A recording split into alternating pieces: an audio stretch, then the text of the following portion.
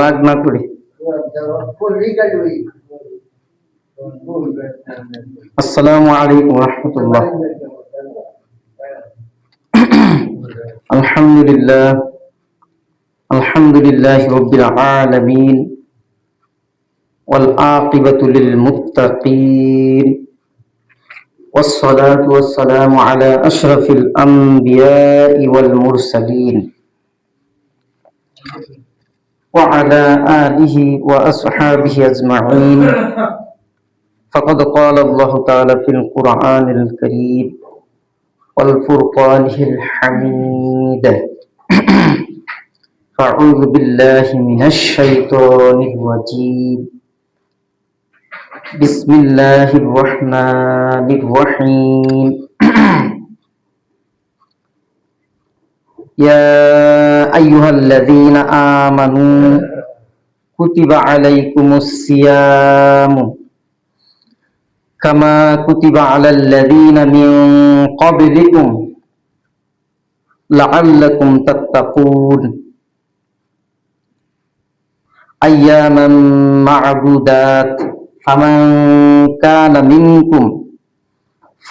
كان منكم مريضا أو على سفر فعدة من أيام أخر. وقال النبي صلى الله عليه وسلم من صام رمضان إيمانا واحتسابا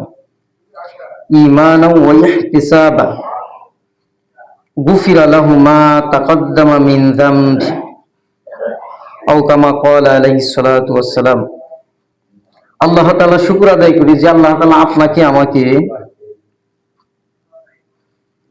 আহাব্বাল বিলাদে ইলাল্লাহি মাসাজিদুহা, আল্লাহ তাআলার কাছে প্রিয় সবচেয়ে দামি স্থান আল্লাহর গড়ে মসজিদে আসার একমাত্র আল্লাহই তৌফিক দান করেছেন। বলিন আলহামদুলিল্লাহ। আরো শুকরিয়া আদায় করছি যে আল্লাহ তাআলা আপনাকে আমাকে এখন পর্যন্ত হায়াত রেখেছেন পবিত্র রমজান মাসে প্রথম জুমায় আল্লাহ আমাকে আপনাকে একত্রিত করেছেন। আবার পড়ি আলহামদুলিল্লাহ। বাইহাকি শরীফের হাদিস মেশকাতে রয়েছে, এই যে মসজিদে পাঠ করা হয়, অনেকজনে আমরা তালিমে বসি, ফাজাইল আমলেও রয়েছে। প্রথম দিকের হাদিস সালমান ফারসি রহমতুল্লাহ আলাইহি রাদিয়াল্লাহু আনহু, বিশিষ্ট সাহাবী, উনি হাদিস বর্ণনা করেছেন। অনেকগুলো ফজিলতের কথা বলেছেন। একটা ফজিলত হলো মান তাকাররাবা বিখাসলাতিন মিনাল খাইরি কানা কামান আদ্দা ফাইদাতুন ফি মাসিওয়াহু। আপনার আমার নফল আমল পড়লে লাভ আছে, আমরা সবাই জানি, কিন্তু না পড়লে তো গুনাহ নাই। গুনাহ আছে কিন্তু পড়লে লাভ। কিন্তু এই সম্পর্কে নবী বলেন যে ওমান আদ্দা ফারিদাতুন ফিহি কামান আদ্দা সাবিঈনা মিয়াতা মাররা। বলা হয়েছে আপনার একটা নফল আমল যদি করি রমজান মাসের কারণে, ফজিলতের কারণে, আল্লাহ তাআলা খিমন দান করেন, একটা ফরজের সমপরিমাণ সব দান করে। সুবহানাল্লাহ, কত বড় দামি বিষয়। আপনার আমল, নফল আমল, সুন্নত আমল, ওয়াজিব আমল যত কিছুই করি, কিন্তু ফরজের সমতুল্য হবে না। বলেন ফরজের সমতুল্য হবে? ফরজ ঊর্ধ্বে আল্লাহর হুকুম, আল্লাহর বিধান। আকিমিস সালাহ লিদুলুকি শামস, সূর্য জ্বলে যাওয়ার পর থেকে সূর্যাস্ত পর্যন্ত সব নামাজ পড়তে হবে, বিশেষ করে 5 ওয়াক্ত নামাজ। বলেন কয়েকটা নামাজ? as-সালাতুল খামস, হাদিস দ্বারা বোঝা যায় 5 ওয়াক্ত নামাজ। ফজর, জোহর, আসর, মাগরিব, ইশা মুকাফফিরাতুল লিমা বাইনাহুন্না। প্রিয় উপস্থিতি, মুহতারাম হাজিরিন, তো নফল আমল করলে সব আছে আমরা জানি, কিন্তু রমজান মাসে নফল আমল করলে পরে নফল থাকে না, আল্লাহ তাআলা ফরজের সব দান করেন। সুবহানাল্লাহ। প্রত্যেকটা নেক আমলের সব 70 গুণ বৃদ্ধি করা হয়। বলেন কয় গুণ? মুসলিম শরীফের এক হাদিস, ওই হাদিস দ্বারা বোঝা যায় ইলা সাবআমিয়াতিন যিফিন শব্দের অর্থ প্রায়, আরো হতে পারে। অর্থাৎ প্রত্যেকটা আমল বনি আদমের 700 গুণ পর্যন্ত বৃদ্ধি করা হয়। সুবহানাল্লাহ। তাহলে রমজান মাসের এত দাম, রমজান মাসে এত মর্যাদা কেন? মূল কারণ হলো সূরাতুল বাকারা 185 নম্বর আয়াত দ্বারা বোঝা যায় রিসার্চে, মূলত কোরআনের কারণে। বলেন কিসের কারণে? কোরআনের কারণে এত দাম, এত মর্যাদা।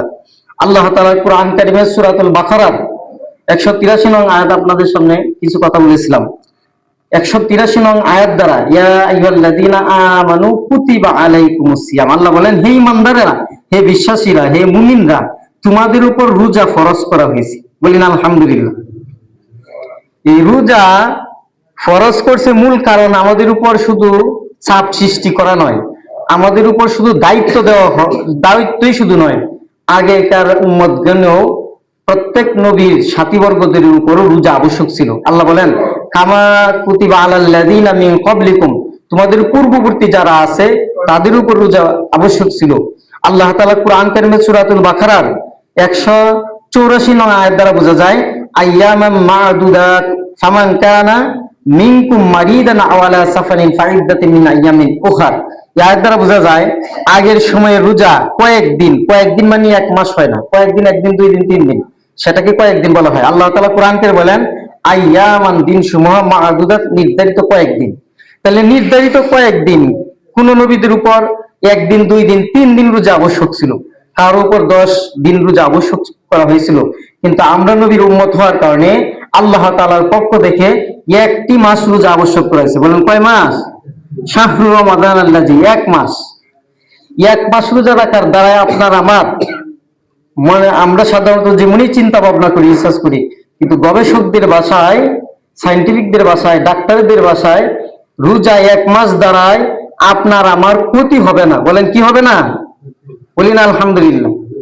অনেক রিসার্চ করার দ্বারা বোঝা গেছে। জার্মানির এক বৈজ্ঞানিক, বুঝছেন, উসাব আলী তার নাম, সে অনেক রিসার্চ করার মাধ্যমে 6টা বিষয়ে নোবেল প্রাইজ দেওয়া হয় সারা বিশ্বের, দামি পুরস্কার। একটা বিষয় হলো চিকিৎসা। বলেন একটা বিষয় কি?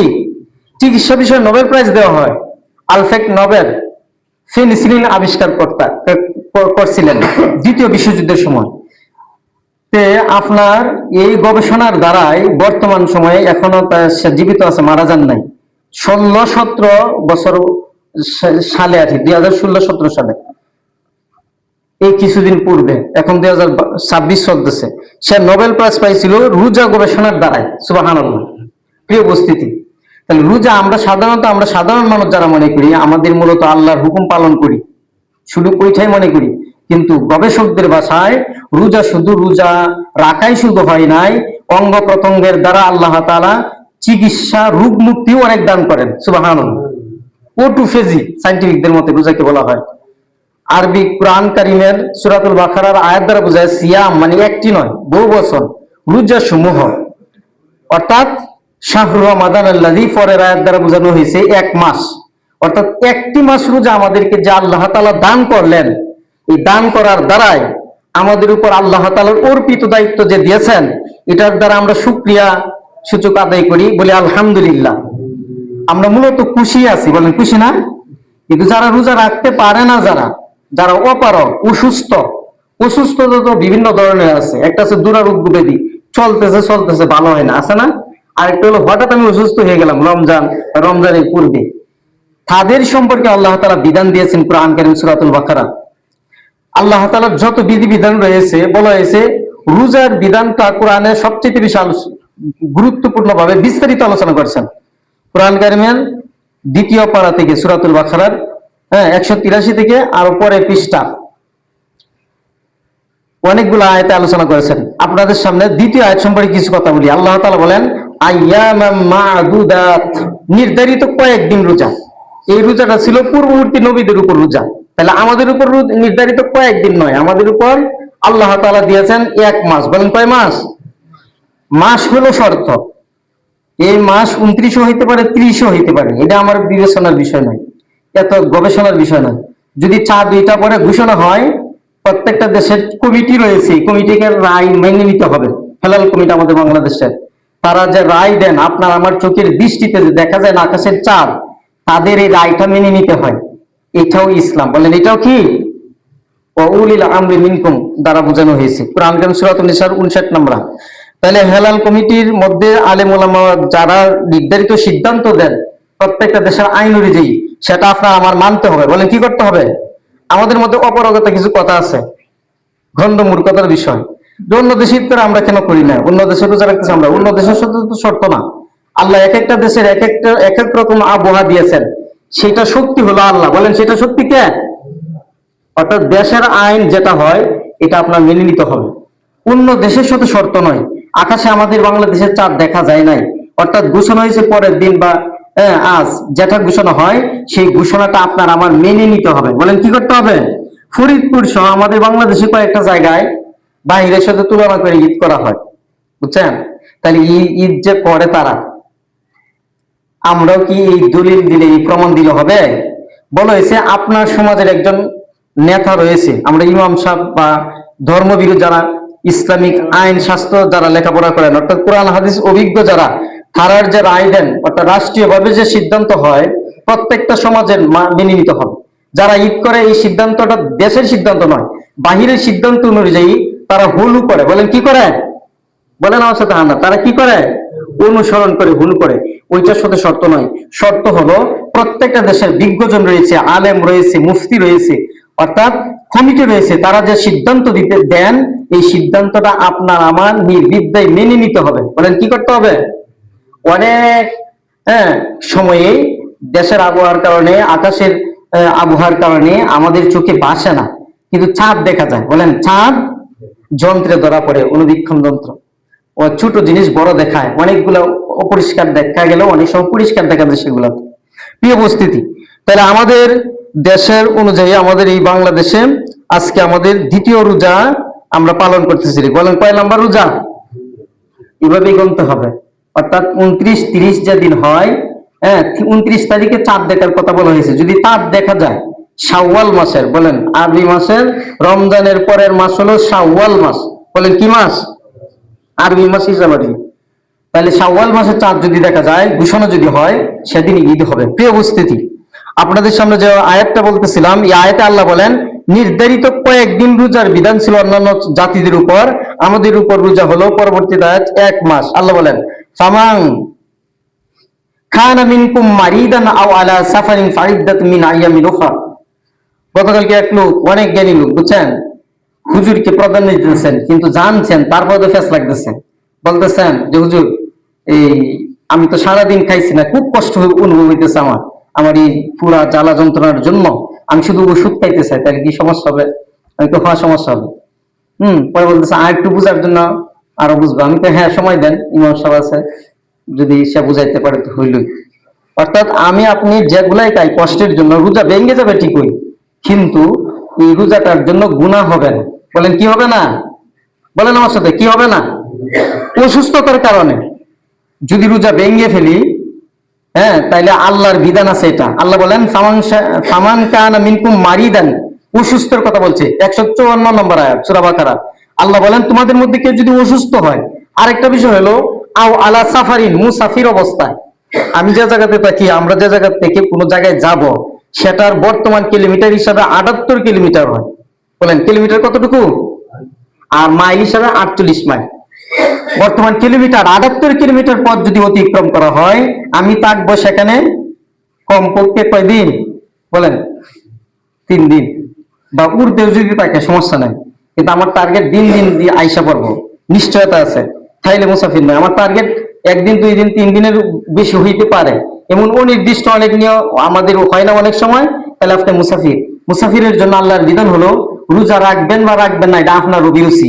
আল্লাহ বলেন রোজা না রাখলেও সমস্যা নেই, কিন্তু যদি রোজা রাখে যারা কষ্ট করে, আল্লাহ বলেন ফামান কানা মিনকুম মারিদান আও আলা সাফারিন ফাইদ্দাতুম মিন আইয়ামিন উখরা ওয়া আলাল লাযিনা ইউতিকুনাহু ফিদয়াতুত তা'আম মিসকিন ফামান তাতাওয়া খায়রান ফাহুয়া খায়রুল লাহু ওয়া আন তাসুমু খায়রুল লাকুম ইন কুনতুম তা'লামুন। আল্লাহ বলেন তোমরা যদি বুঝো, অনুধাবন করো, তাহলে তোমাদের জন্য সেটা শ্রেষ্ঠ। যদি রোজা রাখো কষ্ট অবস্থায় টাকা সত্ত্বেও, তবে রোজা যদি ছেড়ে দেওয়া হয়, আল্লাহর বিধান ছাড়লে সমস্যা হবে না। বলেন ছাড়লে কি হবে না? সমস্যা হবে না। এখন ইসলামিক বিধান রয়েছে, আব্দুল ইবনে আব্বাস রাদিয়াল্লাহু থেকে বর্ণিত, যে ব্যক্তি রোজা ছেড়ে দিল, ওই ব্যক্তি রমজান ছাড়া অন্য সময়ে সে রোজাটা রাখলেও, বছরের বছর রোজা রাখলেও তার এই রমজানের ঘাটতি পুরা হবে না। সুবহানাল্লাহ করি। আরেকটা বিধান হলো যে ব্যক্তি একটা রোজা জেনে শুনে ভাঙলো, সেটা যেন 60টি রাখতে হয়। বলেন কয়টি? কোন 60টি রাখলাম বা কয়েকটা বাদ পড়ে গেল, আবার রাখতে হবে ধারাবাহিকভাবে। অর্থাৎ আল্লাহর বিধান আমি যদি মানি, তাইলে মনে করতে হবে দুনিয়াটা আল্লাহ আমাকে পাঠাইছেন, যেমন খুশি তেমন স্বাধীনতা নয়, সেটাকে মনে করতে হবে, দুনিয়াটাকে মনে করতে হবে জেলখানা। বলেন কি খানা? আর দুনিয়া সিজনুল মুমিনিন, মুমিনদের জন্য জেলখানা। আমার যা মন চাই তাই চলা যাবে না। আল্লাহ যেভাবে বলেন, নবী যেভাবে মত নির্ধারিত করেছেন, নির্দেশনা দিয়েছেন, সে অনুযায়ী চলতে হবে। প্রিয় উপস্থিতি, আল্লাহ তাআলা বলেন ফামান তাতা খায়রান ফাহুয়া খায়রুল লাহু ওয়া আন তাসুমু খায়রুল লাকুম, যদি তোমরা রোজা রাখো তাহলে তোমাদের জন্য কল্যাণকর। সূরাতুল বাকারার 154 নম্বর আয়াত, দ্বিতীয় পারা 6 পৃষ্ঠার এই আয়াত দ্বারা বোঝা যায় একজন ব্যক্তি রোজা ছেড়ে দিবে কখন? যদি অসুস্থতা হয়। বলেন আমার সাথে, কখন? যদি অসুস্থতা হয়। এই ছেড়ে দেওয়াটা আল্লাহর বিধান, তার পাপ হবে না, গুনাহ হবে না। আর জেনে শুনে যদি সে ছেড়ে দেয় তাইলে গুনাহ হবে। বলেন কি হবে? গুনাহ হবে। একজন মানুষ যিনি 5 ওয়াক্ত নামাজ পড়ে, তার যত ব্যস্ততায় ঝামেলায় তা হোক না কেন, সে কি নামাজ ছেড়ে দিবে? যত ভয় বিপত্তি বা সমস্যায় হোক না কেন, বিশেষ কারণবশত যদি নামাজ ছুইটা যায় তাহলে সে কাজা পড়ে নিবে। বলেন কি পড়ে নিবে? কিন্তু তাকে জিজ্ঞাসা করলে বলবে না যে আমি নামাজটা ছেড়ে দিব। প্রিয় উপস্থিতি, মুহতারাম হাজিরিন, তো আল্লাহর বিধান হলো অসুস্থতা থাকা অবস্থায় রোজা রাখবে না, তার অভিরুচি। কষ্টকর থাকা অবস্থায় তার অভিরুচি, মুসাফির থাকা অবস্থায় তার অভিরুচি। যদি কেউ রোজা রেখেই ফেলে তাইলে তার গুনাহ হবে না। বলেন কি হবে না? গুনাহ হবে না। আল্লাহ বলেন ইন কুনতুম তা'লামুন, যদি তোমরা অনুধাবন করো, তোমাদের যদি বুঝ এসে পড়ে, তাহলে তোমরা এটা তোমাদের কল্যাণ করে হবে, উত্তম হবে। প্রিয় উপস্থিতি, মুহতারাম হাজিরিন, কুরআন কারীমের 19 নং সূরা 10 নং আয়াত দ্বারা বোঝা যায় সূরা মারিয়ামের হযরত জাকারিয়া আলাইহিস সালাম, মারিয়াম আলাইহিস সালামের খালু হইতেন। অনেকজনই যারা কিতাবাদি পড়ি তারা জানি হযরত মারিয়াম আলাইহিস সালাম হলেন নবীর মা। কোন নবীর মা? ঈসা আলাইহিস সালাম। বলেন নবীর নাম কি? ঈসা আলাইহিস সালাম। আল্লাহ তাআলার কাছে এই নবীর মা মারিয়াম আলাইহিস সালাম আল্লাহর কাছে বলতেছিলেন, হে আল্লাহ, আমি একটি সন্তান চাই, সেই সন্তানটার জন্য ছেলে হয়। বলেন কি হয়? ছেলে হয়। আল্লাহ দিয়ে দিলেন মেয়ে। তার চেহারা মলিন ছিল। আল্লাহ ঘোষণা দিয়ে জানিয়ে দিলেন এই মেয়ে সন্তান অন্যান্য সন্তানদের মতন নয়, এই মেয়ে সন্তানটা একদিন সে নবীর মা হবে। সুবহানাল্লাহ।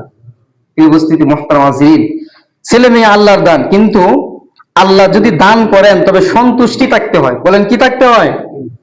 কুরআন কারীমে এই মারিয়ামের আয়াত দ্বারা বোঝা যায় ক্বালা রব্বি জাআল লি আয়া, আল্লাহর নবী জাকারিয়া আলাইহিস সালাম আল্লাহর নবী আল্লাহর কাছে বলতেছেন আমাকে একটি নিদর্শন দেখান। নিদর্শন দেখান। আল্লাহ তাআলা নিদর্শন দেখালেন।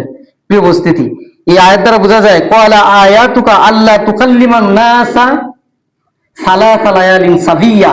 এই আয়াত দ্বারা বোঝা যায় কেউ যদি কথা থেকে বিরত থাকে, অন্যায় কথা থেকে বিরত থাকে, ফাহিশা কাজ থেকে বিরত থাকে, অন্যায় কথা বলা, আমার এই মুখ দ্বারা যত অন্যায় হবে, যে পাপ হবে, যে কথার দ্বারায়, বাসনের দ্বারায়, সেগুলো যদি কেউ বিরত থাকে, সেটাও রোজা। বলেন সেটা কি?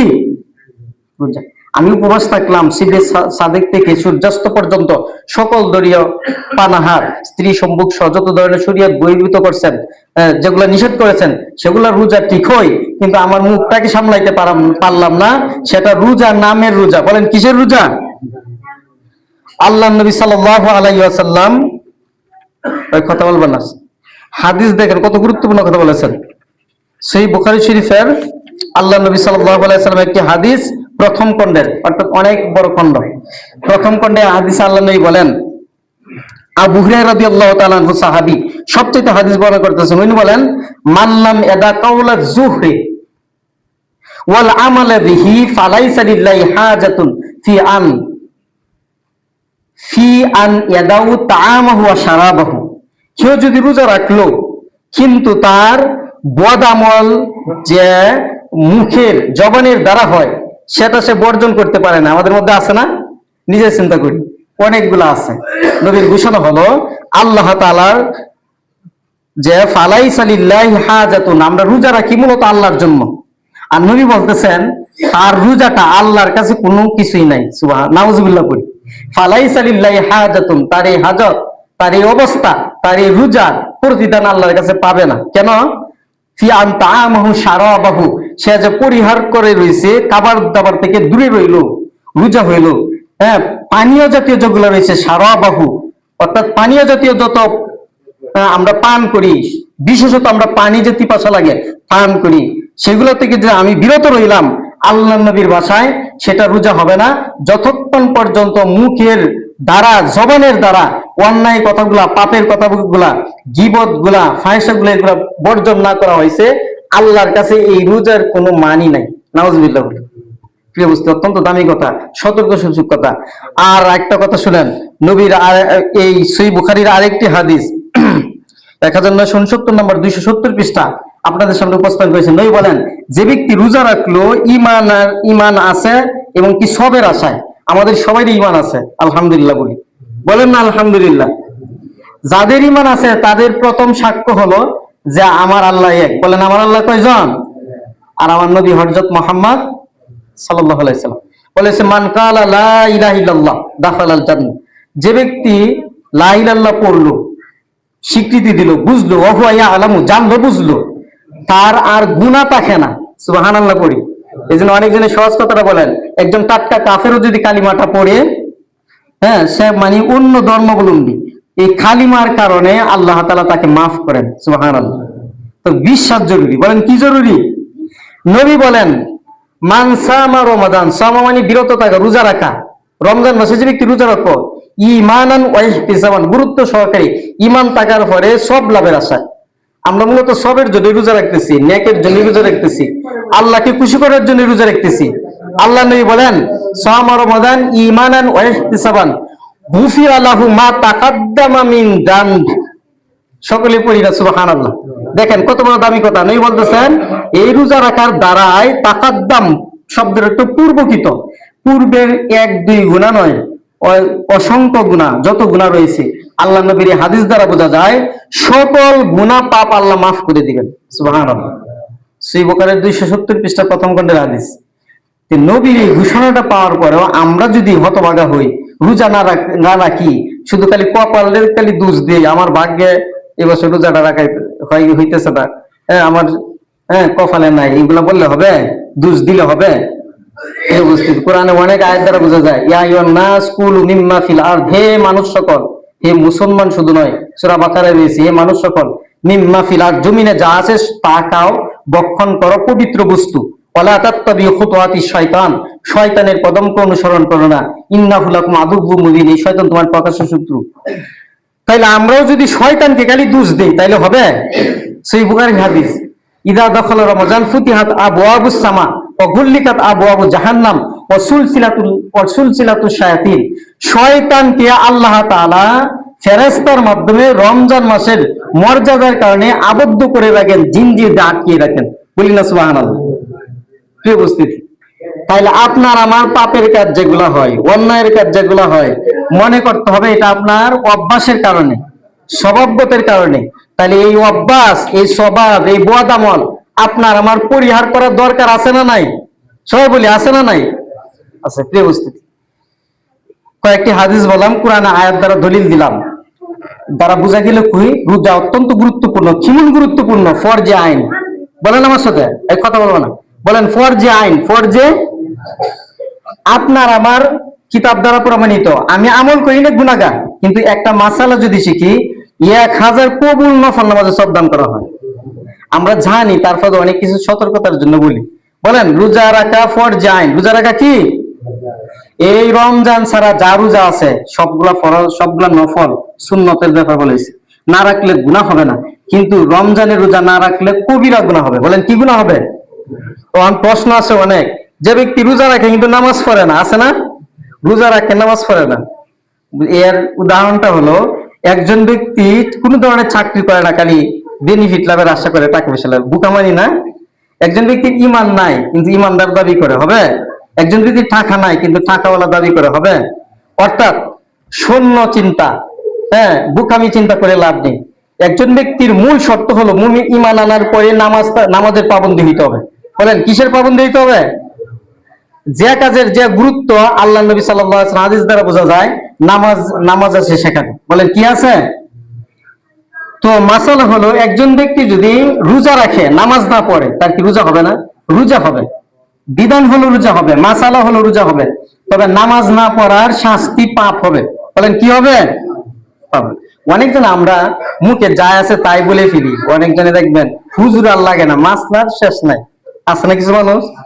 আপনার এটার জন্য আল্লাহর কাছে জবাব দিয়ে করতে হবে। এই জবান আল্লাহ দিয়েছেন, এই জবানটা যেখানে খুশি তেখানেই নয়, বানানো নয়, মানুষের হয়রানি করা যাবে না, আশা নিয়ে দিনের কাজ করতে হবে, সুন্দর করে দাওয়াত দিতে হবে। এই জন্য আল্লাহর কাছে চাইতে হয়, হে আল্লাহ আমার বাচন ভঙ্গি, আমার কথার মধ্যে যদি হ্যাকমত থাকে, আমার কথার দ্বারা যদি কষ্ট না পায়, যারা দাওয়াতি কাজ করবে প্রথমে আল্লাহর কাছে চায়। বলেন কি আল্লাহর কাছে কি করে? চায়, আকুতি করে, হে আল্লাহ আমি যাইতেছি দাওয়াতি কাজে বের হইতেছি, আমাদের এই জবানের দ্বারা, আমাদের এই কথার দ্বারা কারো যাতে কষ্ট না হয়। বলেন কি না হয়? আর একটা কথা বলি, এগুলো আপনার আমার জানার দরকার। ফাসআলু আহলা যিকরি ইন কুনতুম লা তা'লামুন, যে বিষয়ে জানো না, যারা জানে আহলে যিকর, কিতাবের জ্ঞান যাদের আছে, কোরআনের জ্ঞান হাদিসের, তাদেরকে জিজ্ঞাসা করা হয়। তাহলে রোজা রাখতে হবে কতটুকু বয়সের? এটার উত্তর হলো, রোজা রাখতে হবে ছেলে মেয়ের বয়স যখন অ্যাডাল্ট মানে প্রাপ্ত বয়স্ক হয়, এটা রোজার বিধান। প্রাপ্ত বয়স্ক, বলেন কি বয়স্ক?